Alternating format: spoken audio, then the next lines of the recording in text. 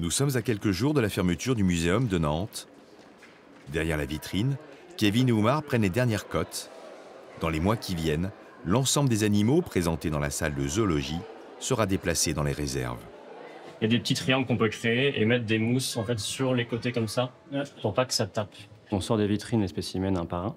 Après, on va passer par un mode opératoire où on va dépoussiérer. On va enlever en fait tout ce qui est la poussière, mais aussi les dépôts un peu divers.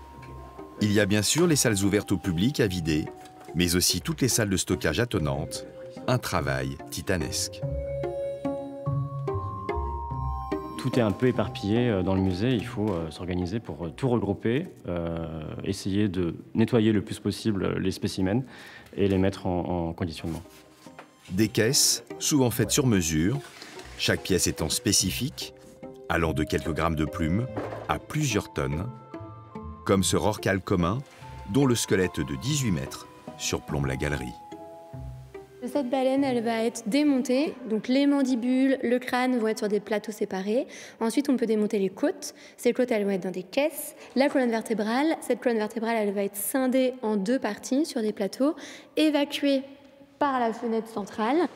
Un défi technique, la tête seule faisant près de 5 mètres.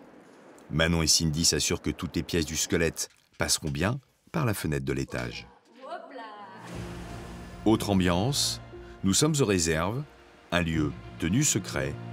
Ici, on se prépare à recevoir les 15 500 pièces encore présentes au musée. Là, la dernière collection qu'on a eue, 400 boîtes. Dans chacune des boîtes, on peut avoir entre 20, 30, 40, 50 papillons. Donc on a des milliers et des milliers de papillons ici.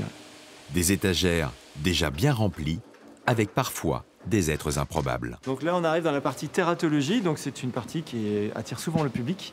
Tératologie, ça veut dire étude des monstres. Alors on a donc des spécimens qui sont assez particuliers, qui ont un développement lié à des malformations congénitales. Donc on voit ce petit agneau qui a en fait une tête et 2 corps. Et parfois, on a aussi un corps et 2 têtes, comme ce petit chat. On a plus d'1 million d'objets qui sont stockés ici, que ce soit des boîtes insectes, que ce soit des herbiers, on a des coraux, on a de la botanique, enfin, il y a de tout. Une richesse inestimable, conservée à l'abri de la lumière, dans un lieu où la température et l'hydrométrie sont contrôlées, une photographie d'une époque, comme un instantané de la vie sur Terre. On a une réserve qui est comme assez importante, et donc on chipotait pas trop sur la taille des tablettes.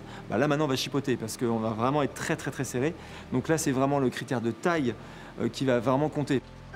Dans quelques mois, tous les objets du musée rejoindront les réserves. Chacun d'entre eux aura une place précise, une référence. L'enjeu est que l'ensemble des collections, même remisées, restent accessibles aux scientifiques ou pour d'éventuels prêts.